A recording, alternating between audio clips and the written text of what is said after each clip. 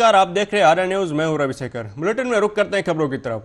आज देश भर में लोकसभा चुनाव का चौथे चरण का मतदान शुरू हो गया है। इस चरण में 10 राज्यों और केंद्र शासित प्रदेशों की 96 लोकसभा सीटों पर चुनाव लड़ने के लिए 1717 उम्मीदवार चुनावी मैदान में खड़े हैं।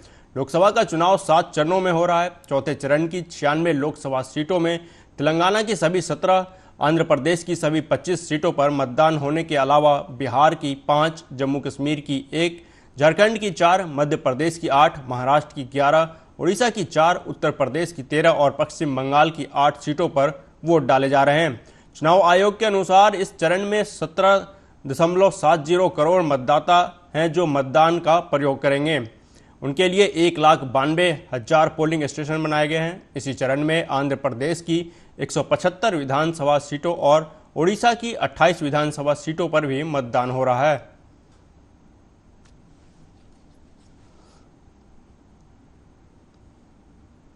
देश में चौथे चरण का मतदान जारी है। वहीं बात करें मध्य प्रदेश के खंडवा संसदीय क्षेत्र की, तो यहां 4 जिलों की 8 विधानसभा सीट शामिल है, जिसमें 21,12,203 मतदाता हैं जो यहां बनाए गए कुल 2273 मतदान केंद्रों पर अपने मत का प्रयोग कर रहे हैं।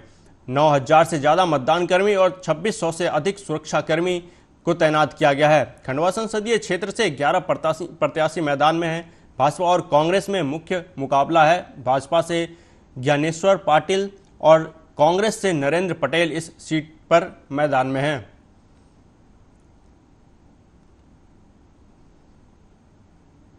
वहीं रतलाम में झाबुआ लोकसभा क्रमांक 24 पर चौथे चरण का मतदान जारी है। भाजपा से अनीता नागर सिंह चौहान और कांग्रेस के कांति लाल भूरिया सहित अन्य 10 प्रत्याशी झाबुआ लोकसभा सीट से चुनावी मैदान में हैं।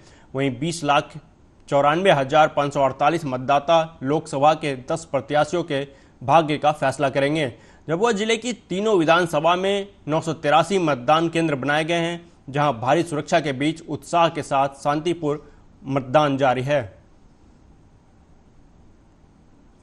बड़ौदा से आई हूँ वोट करने, और अगर मुझे फर्स्ट टाइम वोटर जो भी सुन रहा है तो सारे काम छोड़ के सबसे पहले अपना वोट दो, क्योंकि एक एक वोट की बहुत कीमत है, तो वोट कर। खरगोन के बड़वानी लोकसभा सीट से भी आज मतदान हो रहा है। 8 विधानसभा सीटों और 2 जिलों वाले इस लोकसभा क्षेत्र के लिए इस बार कुल 2253 मतदान केंद्र बनाए गए हैं। वहीं कुल मतदाता 20,46,030 हैं, जिसमें से पुरुष मतदाता 10,23,892 और महिला वोटर 10,22,109 हैं। वहीं 29 ट्रांसजेंडर मतदाता भी हैं। इस सीट से कुल 5 प्रत्याशी मैदान में हैं। यहां मेन मुकाबला कांग्रेस के पोरलाल खरते और भाजपा के गजेंद्र सिंह पटेल के बीच है।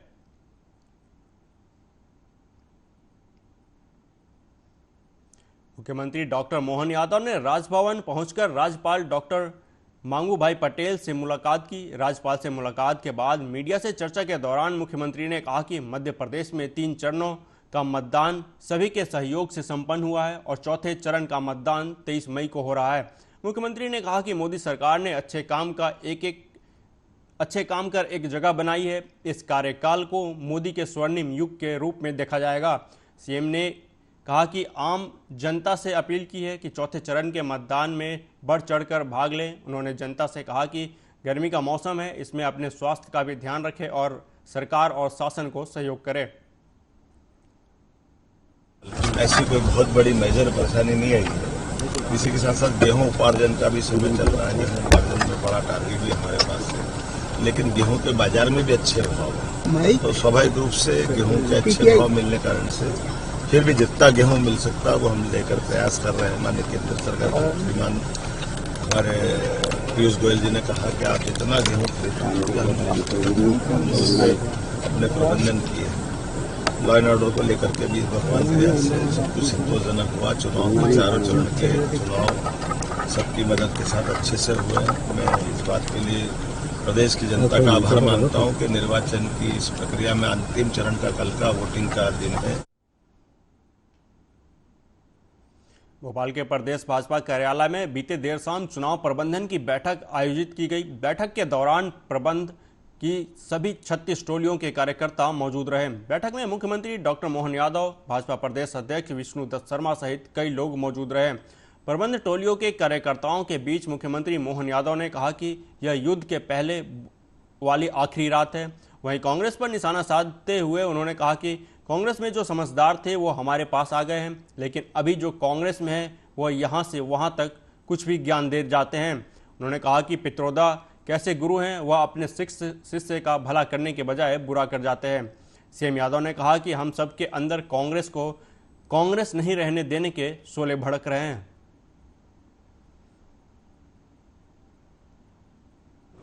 अगर आप ध्यान से देखोगे तो ध्यान में आ जाएगा, शोले पिक्चर का मर्म एक ही जगह था जो शुरुआत से होता है।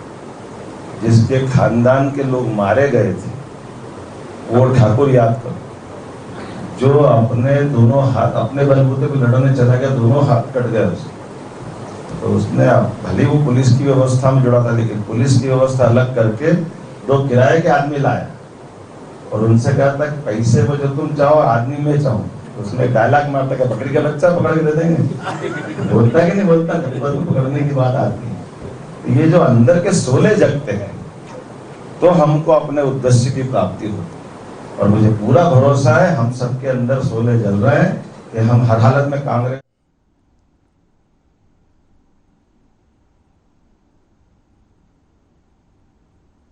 वहीं अखिल भारतीय कांग्रेस कमेटी अल्पसंख्यक विभाग के राष्ट्रीय कोऑर्डिनेटर और मीडिया विभाग के प्रभारी सैयद अदनान अशरफ ने प्रेस कॉन्फ्रेंस करते हुए कहा कि इस समय देश एक आम चुनाव से गुजर रहा है। ऐसे समय में देश में 2 विचारधारा काम कर रही है। एक गांधी की विचारधारा जिसकी कांग्रेस अनुयायी है, दूसरी विचारधारा गोडसे की है जिसके बीजेपी अनुयायी हैं। उन्होंने कहा कि बीजेपी लगातार कह रही है कि वह इस बार 400 सीट जीतने जा रही है, लेकिन यह एक झूठा जुमला है। उन्होंने कहा कि बिल्कुल वैसा ही है जैसे पिछले चुनाव के समय कहा था कि 15 लाख आएंगे। अशरफ ने कहा कि बीजेपी 400 सीट जीतने की बात इसलिए कह रही है क्योंकि वह संविधान को बदलना चाहते हैं। इसके किसी भी नेता की किताब में नहीं लिखा कि हम इसके पक्षधर हैं, लेकिन हमारे राइट्स को जो प्रोटेक्ट करता है, वोट का अधिकार प्रोटेक्ट करता है। जिस तरह से देश में समय समय पर चुनाव के ऊपर एक सवालिया निशान लगते हैं ईवीएम के ऊपर, तो भी एक चिंता की बात है। एक चौथी चीज है right to protest. Right to protest एक वही संविधान का हिस्सा है जो इस व्यवस्था से ऊब चुका है, परेशान है। वो प्रोटेस्ट के जरिए अपनी जो बात को समाज के बीच में रख सकता है, लेकिन जिस तरह से पुलिस या शासन से, ईडी के सहारे से उनका दुरुपयोग करके लोगों की आवाज को दबाया जाता है, तो उससे कॉन्स्टिट्यूशन को बहुत बड़ा नुकसान होने का खतरा है। और भारतीय जनता पार्टी के लोगों ने कभी भी, प्रधानमंत्री जी अक्सर कहते हैं कि हम इस संविधान को नहीं बदलेंगे, नहीं बदलेंगे, नहीं बदलेंगे, लेकिन कभी भी उन्होंने इस तरह का यकीन नहीं दिलाया कि उनकी अटल बिहारी वाजपेयी जी की अगुवाई वाली सरकार में क्यों जस्टिस तलैया की एक बेंच बनी थी और उन्होंने कॉन्स्टिट्यूशन रिवाइव कमीशन बनाया था और एक श्वेत पत्र भारतीय जनता पार्टी ने जारी किया था। ना ही उन्होंने आज तक किसी को यह बताया कि हम उस श्वेत पत्र से अपने आप को अलग करते हैं और हम संविधान को नहीं बदलेंगे। सिर्फ वो एक बात बोलते हैं जो सिर्फ कितना उनकी बातों में सच्चाई होती है कितनी नहीं सारी देश की जनता जानती है। जो आरएसएस के किसी भी नेता की किताब में नहीं लिखा कि हम इसके पक्षधर हैं, लेकिन हमारे राइट्स को जो प्रोटेक्ट करता है, वोट का अधिकार प्रोटेक्ट करता है। जिस तरह से देश में समय समय पर चुनाव।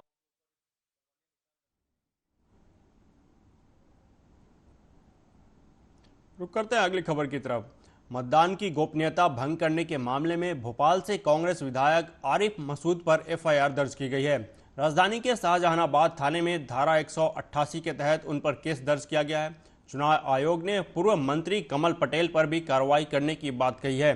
मुख्य निर्वाचन पदाधिकारी अनूप राजन ने कहा कि दोनों के खिलाफ एक्शन लिया जा रहा है। बता दें कि कांग्रेस विधायक आरिफ मसूद ने 7 मई को परिजन के साथ वोट डालने मतदान केंद्र पर पहुंचे थे, जहां मसूद के साथ उनका नाबालिग बेटा भी मौजूद था, जिसका वीडियो सोशल मीडिया पर वायरल हुआ था। इससे पहले जिला पंचायत सदस्य विनय मेहर का भी अपने बेटे के साथ वोट डालने का वीडियो वायरल हुआ था, जिसके बाद कटरा हिल्स थाने में उनके खिलाफ भी एफआईआर दर्ज हुई थी। एक तस्वीर आई थी, एक वीडियो आया था, नाम मुझे नहीं, हाँ विनय मेहर, जिला पंचायत के सदस्य हैं भोपाल के, जिनमें बच्चे ने वोट डालता, आप ही लोगों ने आपने भी देखा होगा, उसमें कार्रवाई हुई है। एक तस्वीर जो अभी आपने बताया पूर्व मंत्री जो कमल पटेल जी की है, एक तस्वीर आरिफ मसूद जी की है, इन दोनों पे भी कार्रवाई हो रही है। एक तस्वीर आई थी, एक वीडियो आया था, नाम मुझे नहीं, हाँ विनय मेहर, जिला पंचायत के सदस्य हैं भोपाल के, जिनमें बच्चे ने वोट डालता, आप ही लोगों ने आपने भी देखा होगा, उसमें कार्रवाई हुई है। झाबुआ में भीषण सड़क हादसे में स्कॉर्पियो और बाइक की भिड़ंत हो गई, जिसमें पिता पुत्र सहित 4 लोगों की मौत हो गई। झाबुआ जिले के रानापुर थाने के कुंदनपुर पुलिस चौकी का ये मामला है, जहां कालिया कोठरी चौराहे पर यह भीषण सड़क हादसा हुआ। हादसे के बाद परिजनों का रो रो कर बुरा हाल है। फिलहाल शवों को रानापुर सामुदायिक स्वास्थ्य केंद्र ले जाया गया, जहां बड़ी संख्या में पुलिस भी मौके पर मौजूद रही।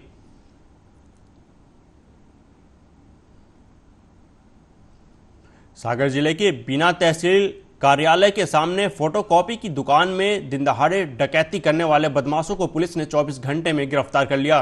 रविवार को उनका जुलूस निकालकर उन्हें कोर्ट तक ले जाया गया। इस दौरान लोगों को संदेश दिया गया कि इस तरह का अपराध करने वालों को बख्शा नहीं जाएगा।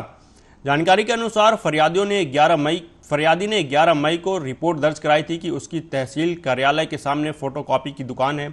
वह दुकान में बैठकर काम कर रहा था, तभी अचानक से आरोपियों ने दुकान में आकर उसके साथ मारपीट की और गले से सोने की चैन छीन ले गए। फिलहाल पुलिस ने आरोपियों को गिरफ्तार कर लिया है।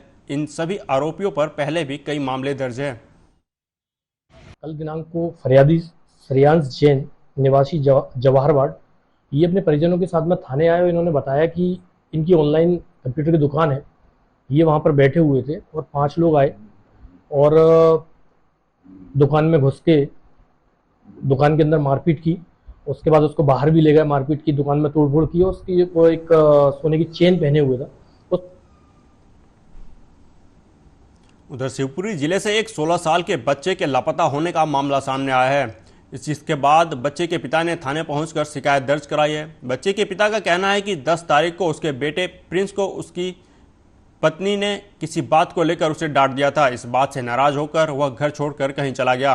परिजनों ने प्रिंस को हर जगह तलाश करने की कोशिश की, लेकिन उसका कहीं भी सुराग नहीं मिला। जिसके बाद परिजनों ने इसकी शिकायत कोतवाली थाना पहुंचकर दर्ज कराई है और बेटे को ढूंढने की गुहार लगाई है। घर से तो कहाँ की कह के गया? कुछ क्या के नहीं गया। कब का लापता है? 10 तारीख का। 10 तारीख का। क्या कुछ पहने हैं? कलर वगैरह? काली शर्ट वगैरह, काली शर्ट और पैंट वगैरह। अच्छा, और कुछ घर से लेके गया है? पैसे में से कुछ ऐसा कुछ नहीं लेके गया। आपने आसपास पड़ोस कहाँ का तलाश किया? वो सब जगह रिश्तेदारों में सब जगह तलाश किया। अच्छा, तो कितने दिन हो गए आज? 3 दिन होगा। तीसरा दिन है। पहले भी कोई भग चुका है एक बार, पहले भाग गया था। टीकमगढ़ के अम्बेडकर चौराहे से अस्पताल की तरफ आ रही एक 4 व्हीलर वाहन डिवाइडर से टकरा गई। आसपास के लोगों ने जानकारी देते हुए बताया कि लापरवाही ड्राइवर की थी। बताया जा रहा है कि ड्राइवर ने डिवाइडर नहीं देखा और उसने डिवाइडर में गाड़ी ठोक दी। हादसे के वक्त गाड़ी में 5 से 6 लोग सवार थे, जिनको मामूली चोटें आई हैं। गनीमत यह रही कि एक बड़ा हादसा होने से टल गया।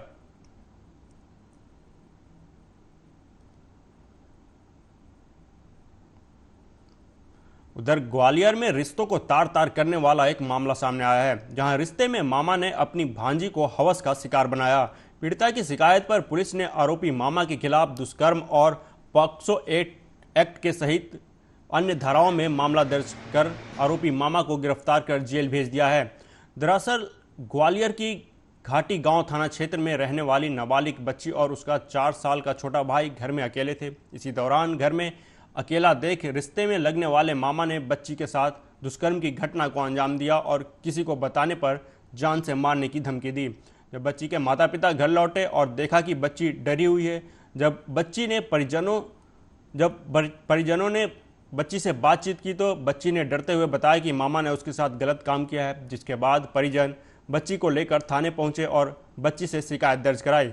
बच्ची की शिकायत पर घाटी गांव थाना पुलिस ने दुष्कर्म और पॉक्सो एक्ट सहित अन्य धाराओं में मामला दर्ज कर आरोपी मामा को गिरफ्तार कर कोर्ट में पेश किया, जिसके बाद कोर्ट ने आरोपी मामा को जेल भेज दिया है। घाटी गांव थाना अंतर्गत एक 12 वर्षीय अबोध बालिका के साथ में दुष्कर्म का मामला सामने आया है। उसमें मौके पर बालिका अपने घर पर 4 वर्ष के भाई के साथ में अकेली थी और उसका फ़ायदा उठा करके रिश्ते में लगने वाली व्यक्ति ने उसका मामा लगता है नाबालिग।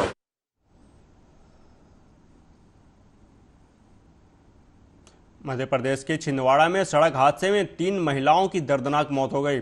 बताया जा रहा है कि बोलेरो कार के पलटने से ये भीषण सड़क हादसा हुआ। हादसे में 3 महिलाओं की मौके पर ही मौत हो गई, जबकि घटना में 10 अन्य वाहन सवार घायल हो गए। इनमें से 4 लोगों की हालत गंभीर बताई जा रही है। फिलहाल सभी घायलों का इलाज अस्पताल में चल रहा है। हम नागदो मंदिर में पूजा पाठ करने गए थे, तो बारिश का मौसम बना हुआ था, तो वहाँ पे बारिश गिरने लगी थी और हम मतलब कि जो भी थे वो पेड़ के नीचे चले गए थे छुपने के लिए, और हम दूसरे जगह स्थान पे चले गए थे और बिजली कड़कने के कारण वो ऐसे हो गया था। वो 3 लोग के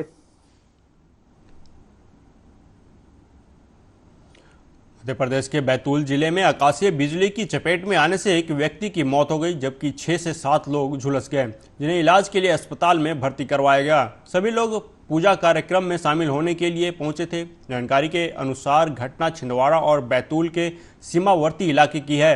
बताया जा रहा है कि पेड़ के नीचे पूजा चल रहा था। इस दौरान आकाशीय बिजली गिरने से पूजा में शामिल होने आए एक व्यक्ति की मौत हो गई, जबकि अन्य 6 से 7 लोग झुलस गए। इसकी सूचना मिलते ही बोरदेही थाना पुलिस मौके पर पहुंची और झुलसे हुए लोगों को सामुदायिक स्वास्थ्य केंद्र मोरख में भर्ती करवाया, जहां सभी का इलाज जारी है।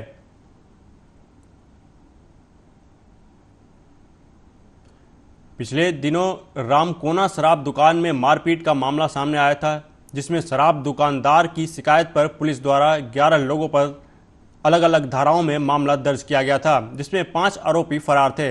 आरोपियों ने बताया कि शराब रेट को लेकर दुकान में बहस हुई थी, लेकिन दुकानदारों द्वारा झूठे मामले बनाए गए हैं, जिसकी हम निष्पक्ष जांच की मांग करते हैं।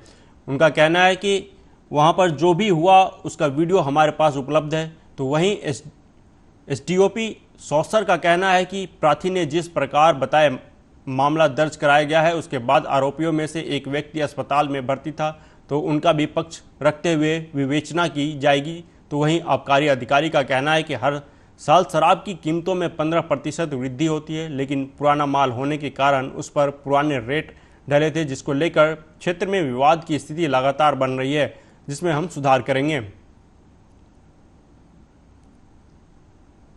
अगली खबर ग्वालियर से है, जहां एक रिटायर्ड जवान ने 3 लोगों को गोली मार दी, जिसमें एक महिला और 2 पुरुष शामिल हैं।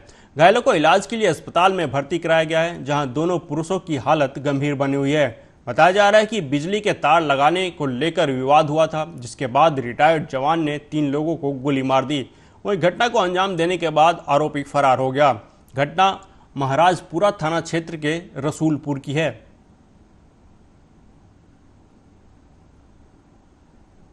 फिलहाल इस बुलेटिन में मेरे साथ इतना ही। देश दुनिया की तमाम खबरों के लिए देखते रहिए आर्या न्यूज़। नमस्कार।